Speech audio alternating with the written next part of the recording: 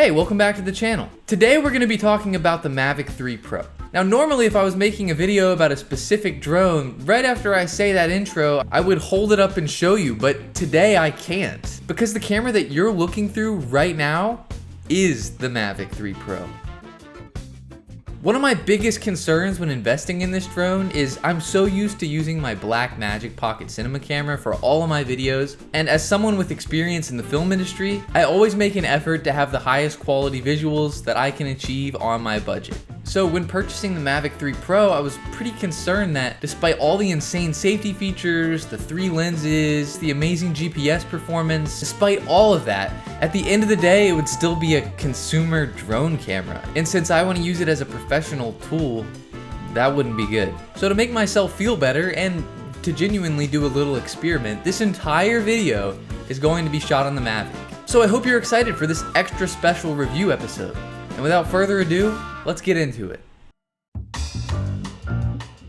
Alright, imagine for a moment it's 7 a.m., you're comfortably sleeping in your bed, and suddenly your roommate or your dad or your sibling or your dog, whatever or whoever you share your house with, hell, maybe it's an Amber Alert, but regardless, someone starts slamming on your door and you wake up with a start right as they bust in, and they look at you with crazed eyes and say, "You are not gonna believe this. As of right now, today, every human being on planet Earth has the ability to fly." Fly cautiously. And weirdly, they aren't lying. So you go outside and you lift off for your first flight. Now, what do you think that flight would be like? For most people, they'd probably just go up and enjoy the view. Now, the whole reason I'm even describing this strange parable is this is exactly what it's like to find out how far drone technology has come for someone who's always dreamed of being able to fly. And for the people who want to go up and just relax in the sky, DJI drones like the Mavic 3 Pro are absolutely insane. However, people like myself and my other FPV buddies, if our ADHD brains woke up with the ability to fly one day, we'd have a bit of a different approach. It kind of cracks me up too. It reminds me of when people get fishing boats and they spent so much time fishing on the shore and they finally get a boat and the first thing they do is hug the coast and fish along all the piers and rocks on the water's edge. It's the same thing for us FPV pilots. We spent so much time in our lives wanting to be airborne, and the first thing we do is get as close to the ground as possible. But anyways, despite these funny contradictions in the world of FPV and DJI drones, my first point is this. The DJI Mavic 3 Pro is like a watchtower in the sky. Taking into account the insane flight time, stability, and the 3 telephoto lens options, it's less about the drone and more about the environment and the subjects that you're filming. Whereas with FPV, it's all about the flying. In fact, on my second day of flying in Chatsworth, I tried to film the talking portion of this video by just allowing the drone to hover and recording the audio of me talking with my iPhone. Unfortunately, it was too windy, but what was insane is even with the telephoto lens, I was able to frame up my shot and then just set the controller on the ground and talk for 20 minutes. All the while, the wind speed was around 10 to 15 miles an hour, and the Mavic just stayed put, keeping the frame the same the entire time.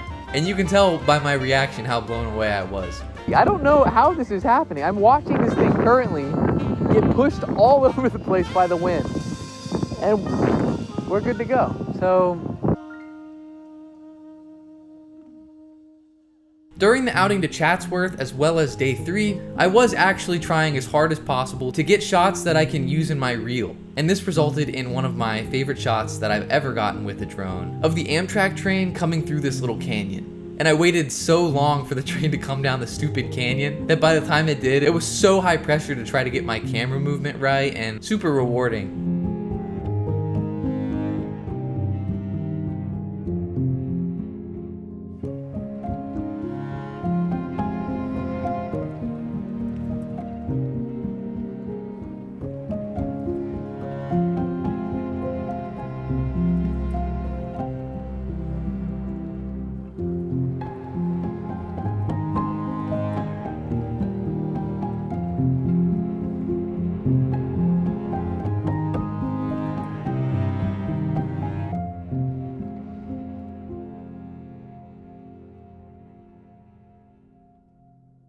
Anyways, that brings us to day 3, where I genuinely did push this drone a little past what I was comfortable with.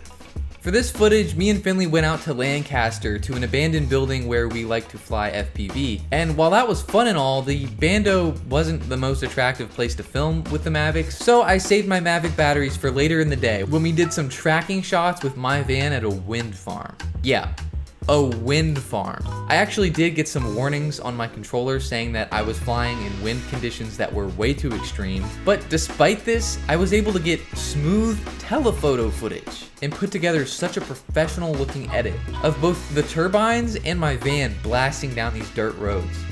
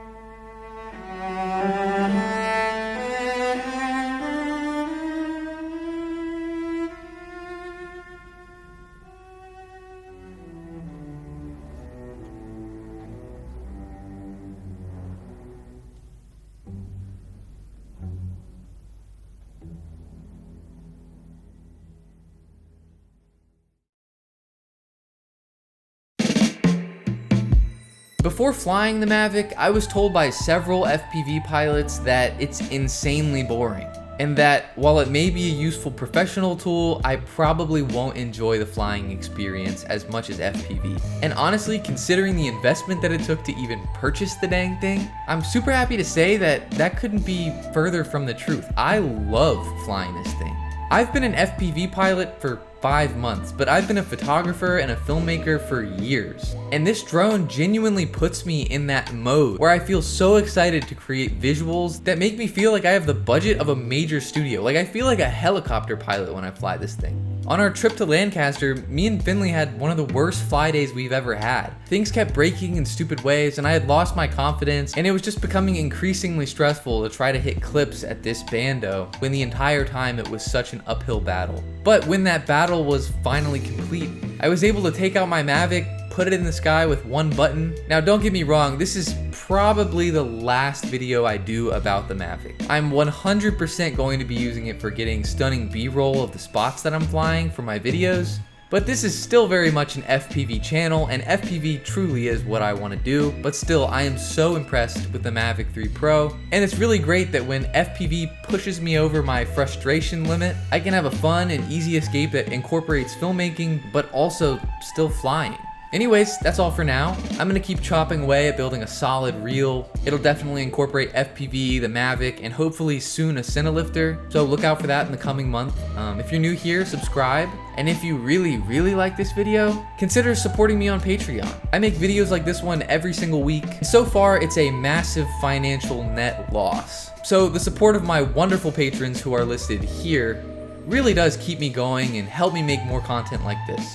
Everyone who subscribes to my Patreon, I put their names on my controller so that you show up in every single daily post on TikTok, Instagram, and YouTube Shorts. On the other hand, if you hated this video, please leave your hate comment below, as I found that it really pumps up my engagement and gets my content out there, so I also appreciate you. And with that, I've said everything that I need to say, and I will see you guys in the next video. Peace.